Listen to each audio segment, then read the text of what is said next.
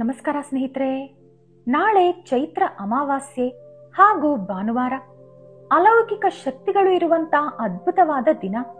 ಚೈತ್ರ ಮಾಸದಲ್ಲೇ ಪವಿತ್ರವಾದ ದೈವಿಕ ಶಕ್ತಿ ಇರುವ ದಿನವಿದು. ಇಷ್ಟೊಂದು ಪವಿತ್ರವಾದ ಈ ದಿನದಂದು ನಾನು ಹೇಳಿದ ಪದಾರ್ಥಗಳನ್ನು ಬೆರೆಸಿ ಸ್ನಾನ ಮಾಡಿದರೆ ದೇಶದ ಎಲ್ಲಾ ಪವಿತ್ರ ನದಿಗಳಲ್ಲಿ ಸ್ನಾನ ಮಾಡಿದಷ್ಟು ಪುಣ್ಯ ಸಿಗುತ್ತದೆ. ಅಷ್ಟೇ ಅಲ್ಲದೆ ಜನ್ಮಾಂತರದ ಪಾಪಗಳು, ದರಿದ್ರ, ರೋಗಗಳು ಎಲ್ಲವೂ ಕೂಡ ಆ ನೀರಿನ ಮೂಲಕ ಹೊರಟು ಹೋಗುತ್ತದೆ. ಸಕಲ ಐಶ್ವರ್ಯ ಪ್ರಾಪ್ತಿಯಾಗುತ್ತದೆ. ಮಾನಸಿಕ ಹಾಗೂ ದೈಹಿಕ ರೋಗಗಳು ನಾಶವಾಗುತ್ತದೆ. ನಿಮ್ಮ ದೇಹ ಪವಿತ್ರವಾಗುತ್ತದೆ.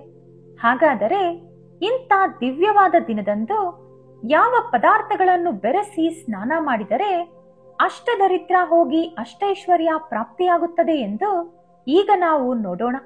ಆದರೆ ಅದಕ್ಕೂ ಮುಂಚೆ ನೀವಿನ್ನೂ ನಮ್ಮ ಚಾನೆಲ್ ಅನ್ನು ಸಬ್ಸ್ಕ್ರೈಬ್ ಮಾಡ್ಕೊಂಡಿಲ್ಲ ಅಂದ್ರೆ ಖಂಡಿತ ಈಗಲೇ ಸಬ್ಸ್ಕ್ರೈಬ್ ಮಾಡ್ಕೊಳ್ಳಿ. ಹಾಗೆ ಈ ವಿಡಿಯೋ ಇಷ್ಟ ಆದ್ರೆ ಮರೀದೇ ಒಂದು ಲೈಕ್ ಕೊಡಿ. ಚೈತ್ರ ಮಾಸದಲ್ಲಿ ಅಮಾವಾಸ್ಯೆ ಅನ್ನೋದು ತಿಂಗಳ ಕೊನೆಯ ದಿನದಂದು ಬರುತ್ತದೆ. ನಾಳೆ ನೀವು ಮಾಡುವಂತ ಸ್ನಾನ ಎಷ್ಟೋ ವಿಶೇಷವಾದದ್ದು ಹಾಗೂ ಪವಿತ್ರವಾದದ್ದು. ಮುಖ್ಯವಾಗಿ 2 ಅಥವಾ ಅದಕ್ಕಿಂತ ಹೆಚ್ಚು ನದಿಗಳು ಬೆರೆಯುವ ಕಡೆ ನಾಳೆ ನೀವು ಸ್ನಾನ ಮಾಡಿದರೆ ಅದರ ಪವಿತ್ರತೆ ದುಪ್ಪಟ್ಟು ಹೆಚ್ಚಾಗುತ್ತದೆ. ಅದು ಸಾಧ್ಯವಾಗದವರು ನಾಳೆ ನಿಮ್ಮ ಮನೆಯಲ್ಲೇ ಈ ರೀತಿ ಸ್ನಾನ ಮಾಡಿದರೆ ನಿಮಗಿರುವಂತ ಸಕಲ ದರಿದ್ರ ನಿವಾರಣೆಯಾಗುತ್ತದೆ. ನಾಳೆ ನಿಮ್ಮ ಮನೆಯಲ್ಲಿ ಗಂಗಾಜಲ ಇದ್ದರೆ ಅದನ್ನು ಸ್ನಾನ ಮಾಡೋ ನೀರಿನಲ್ಲಿ ಸ್ವಲ್ಪ ಹಾಕಿಕೊಂಡು ಸ್ನಾನ ಮಾಡಿ. ಅಥವಾ ಎಂದಾದರೂ ಪುಷ್ಕರಕ್ಕೆ ಹೋದಾಗ ತಂದ ನೀರಾಗಿರಬಹುದು, ಇದನ್ನು ಕೂಡ ಹಾಕಿಕೊಂಡು ನೀವು ಸ್ನಾನ ಮಾಡಬಹುದು. ಒಂದು ವೇಳೆ ಈ 2 ನೀರು ಕೂಡ ನಿಮ್ಮ ಹತ್ತಿರ ಇಲ್ಲ ಅಂದರೆ ಎಲ್ಲರ ಮನೆಯಲ್ಲಿ ಸುಲಭವಾಗಿ ಸಿಗುವಂತ ಅರಿಶಿನ ಹಾಗೂ 1 ಚಿಟಿಕೆ ಕರ್ಪೂರ ಕೂಡ ಬೆರೆಸಿ ನೀವು ಸ್ನಾನ ಮಾಡಬಹುದು. ಆದರೆ ನಾಳೆ ನೀವು ಸ್ನಾನ ಮಾಡುವಾಗ ಈಗ ನಾನು ಹೇಳುವಂತ ಮಂತ್ರವನ್ನು ಹೇಳಿಕೊಂಡು ಸ್ನಾನ ಮಾಡಿದರೆ ತುಂಬಾನೇ ಪುಣ್ಯ ಬರುತ್ತೆ. ಈ ಮಂತ್ರವನ್ನು ಹೇಳುತ್ತಾ ಸ್ನಾನ ಮಾಡುವುದರಿಂದ ದೇಶದ ಎಲ್ಲಾ ಪುಣ್ಯ ನದಿಗಳಲ್ಲಿ ಸ್ನಾನ ಮಾಡಿದಷ್ಟು ಪುಣ್ಯ ಬರುತ್ತದೆ. ಅಮೃತದಿಂದ ಸ್ನಾನ ಮಾಡಿದ ಫಲ ಸಿಗುತ್ತದೆ. ಪಿತೃಪೂಜೆ ಮಾಡಲು ಕೂಡ ನಾಳೆ ತುಂಬಾನೇ ಯೋಗ್ಯವಾದ ದಿನ. ನಾಳೆ ನಿಮ್ಮ ಪೂರ್ವಿಕರನ್ನು ನೆನೆಸಿಕೊಂಡು ಅವರನ್ನು ಗೌರವಿಸುವ ಸಲುವಾಗಿ ಅವರ ಹೆಸರಿನ ಮೇಲೆ ದಾನ ಧರ್ಮ ಮಾಡುವುದು ತುಂಬಾ ಒಳ್ಳೆಯ ಫಲ ಕೊಡುತ್ತದೆ. ಇದರಿಂದ ನಿಮ್ಮ ಕುಟುಂಬವೆಲ್ಲ ಕೂಡ ಸಂತೋಷದಿಂದ ಬದುಕಬಹುದು. ಇನ್ನು ಸ್ನಾನ ಮಾಡುವಾಗ ನೀವು ಹೇಳಬೇಕಾದ ಮಂತ್ರ ಏನಂದ್ರೆ, ಗಂಗೆ ಚ ಯಮುನೆ ಚೈವ ಗೋದಾವರಿ ಸರಸ್ವತೆ ನರ್ಮದೆ ಸಿಂಧು ಕಾವೇರಿ ಜಲೇಸ್ಮಿನ್ ಸನ್ನಿಧಿಂ ಕುರು. ಈ ಮಂತ್ರವನ್ನು 3 ಸಲ ಹೇಳಿಕೊಂಡು 3 ಚೊಂಬು ನೀರನ್ನು ತಲೆಯ ಮೇಲೆ ಹಾಕಿಕೊಂಡು ಸ್ನಾನ ಮಾಡುವುದರಿಂದ ನಿಮಗೆ ಎಲ್ಲವೂ ಕೂಡ ಶುಭವಾಗುತ್ತದೆ. ಈಗ ನಾವು ಅಪ್ಪಿತಪ್ಪಿಯೂ ನಾಳೆ ಮಾಡಬಾರದಂತ ಕೆಲಸಗಳ ಬಗ್ಗೆ ತಿಳಿಯೋಣ. ಇದು ತುಂಬಾನೇ ಮುಖ್ಯ. ಯಾಕಂದ್ರೆ ಕೆಲವು ಪವಿತ್ರವಾದ ದಿನಗಳಂದು ನಾವು ಮಾಡೋ ಚಿಕ್ಕ ಪುಟ್ಟ ತಪ್ಪುಗಳೇ ನಮ್ಮ ಕಷ್ಟ ಕಾಲಕ್ಕೆ ಕಾರಣವಾಗುತ್ತದೆ. ಹಾಗಾಗಿ ನಾವು ಆ ತಪ್ಪು ಮಾಡೋದು ಬೇಡ. ಹಾಗೆ ಅಮಾವಾಸ್ಯೆಯಂದು ತಪ್ಪದೆ ಕೆಲವು ಕೆಲಸಗಳು ಮಾಡಲೇಬೇಕಾಗುತ್ತದೆ. ಅಮಾವಾಸ್ಯೆಯ ದಿನದಂದು ಸೂರ್ಯ ಹುಟ್ಟುವುದಕ್ಕೂ ಮುಂಚೆಯೇ ನಿದ್ದೆಯಿಂದ ಎದ್ದು ತಲೆ ಸ್ನಾನ ಮಾಡಬೇಕು. ತಲೆ ಸ್ನಾನ ಅಂದ ತಕ್ಷಣ ಶಾಂಪೂ, ಸೀಗೆಕಾಯಿ ಮುಂತಾದವುಗಳನ್ನ ತಲೆಗೆ ಉಜ್ಜಿ ಸ್ನಾನ ಮಾಡಬಾರದು. ನಾಳೆ ಬರೀ ನೀರಿನಿಂದ ಮಾತ್ರವೇ ತಲೆ ತೊಳೆದುಕೊಳ್ಳಬೇಕು.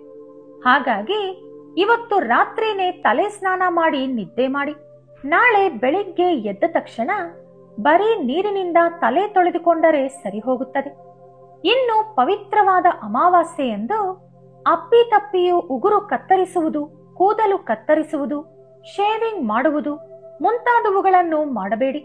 ಇವುಗಳನ್ನು ಮಾಡಿದರೆ ದರಿದ್ರ ದೇವತೆ ಮನೆಯೊಳಗೆ ಪ್ರವೇಶಿಸುತ್ತಾಳೆ. ಹಾಗೆ ಅಮಾವಾಸ್ಯೆಯ ದಿನ ಮಧ್ಯಾಹ್ನ ಮಾತ್ರವೇ ಊಟ ತಿನ್ನಬೇಕು. ಬೆಳಗ್ಗೆ ಹಾಗೂ ರಾತ್ರಿ ಯಾವ ಪರಿಸ್ಥಿತಿಯಲ್ಲೂ ತಿಂಡಿ ಹಾಗೂ ಊಟ ತಿನ್ನಬಾರದು. ಅಲ್ಪಾಹಾರ ಬೇಕಾದರೆ ತೆಗೆದುಕೊಳ್ಳಬಹುದು. ನಮ್ಮ ಆರೋಗ್ಯ ಸ್ಥಿತಿ ಗತಿ ಬದಲಾಗದೇ ಇರಬೇಕು ಅಂದರು, ನಾವು ಶಕ್ತಿಹೀನರು ಆಗಬಾರದು ಅಂದರು ಮನೆಯಲ್ಲಿ ಅಪ್ಪಿತಪ್ಪಿಯು ಈ ಪದಾರ್ಥ ಬಳಸಿ ಅಡುಗೆ ಮಾಡಬಾರದು. ಅಮಾವಾಸ್ಯೆ ದಿನ ಏನಾದರೂ ಮಾಂಸಾಹಾರ ಮನೆಯಲ್ಲಿ ತಯಾರಿಸಿದರೆ ಅಷ್ಟ ದರಿದ್ರ ಸುತ್ತಿಕೊಳ್ಳುತ್ತದೆ.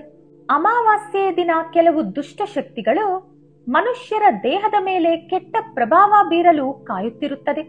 ಎಲ್ಲಿ ರಕ್ತ, ಮಾಂಸ ಮುಂತಾದ ಅಪವಿತ್ರ ಪದಾರ್ಥಗಳು ಇರುತ್ತದೋ ಅಲ್ಲಿ ನಕಾರಾತ್ಮಕ ಶಕ್ತಿ ಹೆಚ್ಚು ಆಕರ್ಷಿತವಾಗುತ್ತದೆ. ಆದ್ದರಿಂದಲೇ ಮಂತ್ರವಾದಿಗಳು ಅಮಾವಾಸ್ಯೆಯ ದಿನ ಬಲಿ ಕೊಟ್ಟು ಪೂಜೆ ಮಾಡ್ತಾರೆ.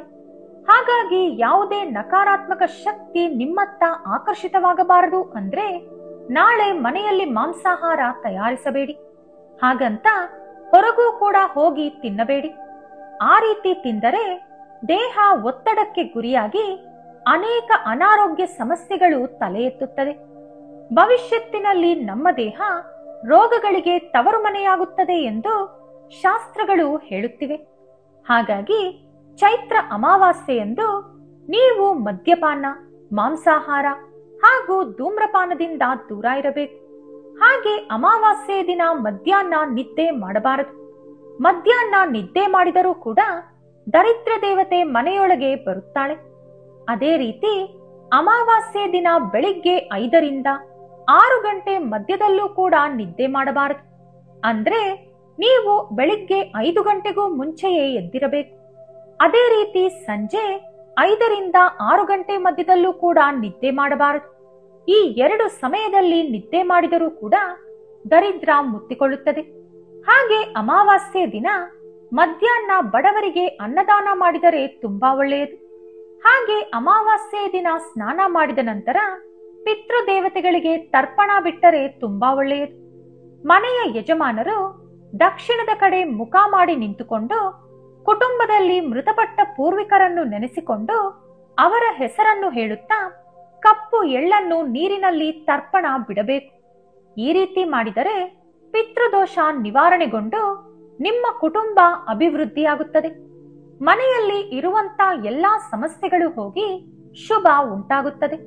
ಹಾಗೆ ಅಮಾವಾಸ್ಯೆಯ ದಿನ ರಾತ್ರಿ ಗಂಡ ಹೆಂಡತಿ ಯಾವ ಪರಿಸ್ಥಿತಿಯಲ್ಲೂ ಒಂದಾಗಬಾರದು. ಏಕೆಂದರೆ ಅಮಾವಾಸ್ಯೆ ದಿನ ರಾತ್ರಿ ಅಧಿಕ ಸಂಖ್ಯೆಯಲ್ಲಿ ದೆವ್ವ ಭೂತಗಳು, ನಕಾರಾತ್ಮಕ ಶಕ್ತಿ ಸಂಚರಿಸುತ್ತಿರುತ್ತದೆ. ಅಮಾವಾಸ್ಯೆಯ ದಿನ ಅವುಗಳ ಶಕ್ತಿ 100 ಪಟ್ಟು ಹೆಚ್ಚಿರುತ್ತದೆ. ಗಂಡು ಹೆಣ್ಣು ಒಂದಾಗುವ ಸಮಯದಲ್ಲಿ ಅವರ ದೇಹ ಸ್ವಲ್ಪ ಶಕ್ತಿಹೀನವಾಗಿರುತ್ತದೆ. ಹಾಗಾಗಿ ಆ ಸಮಯದಲ್ಲಿ ದೇಹದೊಳಗೆ ನಕಾರಾತ್ಮಕ ಶಕ್ತಿ ಸುಲಭವಾಗಿ ಪ್ರವೇಶಿಸುತ್ತದೆ. ಇನ್ನು ಇದನ್ನು ಹೊರತುಪಡಿಸಿ ಅಮಾವಾಸ್ಯೆಯ ದಿನ ತಪ್ಪದೆ ಶ್ರೀ ಮಹಾಲಕ್ಷ್ಮಿಯನ್ನು ಪೂಜಿಸಬೇಕು. ಮನೆ ಒರೆಸುವಾಗ ನೀರಿನಲ್ಲಿ ಕಲ್ಲುಪ್ಪು ಹಾಕಿ ಒರೆಸಿಕೊಳ್ಳಬೇಕು. ಬಳಿಕ ದೇವರ ಮನೆಯಲ್ಲಿ ಲಕ್ಷ್ಮೀ ದೇವಿ ಫೋಟೋ ಮುಂದೆ ಅರಳಿ ಎಲೆಯ ಮೇಲೆ ತುಪ್ಪದ ದೀಪ ಹಚ್ಚಿ ಭಕ್ತಿಯಿಂದ ದೇವಿಯನ್ನು ಪೂಜಿಸಬೇಕು. ಈ ರೀತಿ ಮಾಡಿದರೆ ಲಕ್ಷ್ಮೀ ದೇವಿ ಎಲ್ಲೇ ಇದ್ದರೂ ಕೂಡ ನಿಮ್ಮನ್ನು ಹುಡುಕಿಕೊಂಡು ಬರುತ್ತಾಳೆ. ನೋಡಿದ್ರಲ್ಲ ಸ್ನೇಹಿತರೆ, ನಾಳೆ ಈ ಚಿಕ್ಕ ಪುಟ್ಟ ವಿಷಯಗಳನ್ನು ನೆನಪಿನಲ್ಲಿಟ್ಟುಕೊಂಡು ಅಮಾವಾಸ್ಯೆ ಪೂಜೆ ಮಾಡಿಕೊಳ್ಳಿ.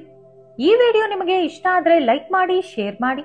ಇಂತಹ ಹೆಚ್ಚಿನ ಉತ್ತಮ ಮಾಹಿತಿಗಳಿಗಾಗಿ ತಪ್ಪದೇ ನಮ್ಮ ಚಾನೆಲ್ ಅನ್ನು ಸಬ್ಸ್ಕ್ರೈಬ್ ಮಾಡಿಕೊಳ್ಳಿ. ನಾಳೆ ಮತ್ತೊಂದು ವಿಡಿಯೋದೊಂದಿಗೆ ಪುನಃ ಭೇಟಿಯಾಗೋಣ. ಧನ್ಯವಾದಗಳು.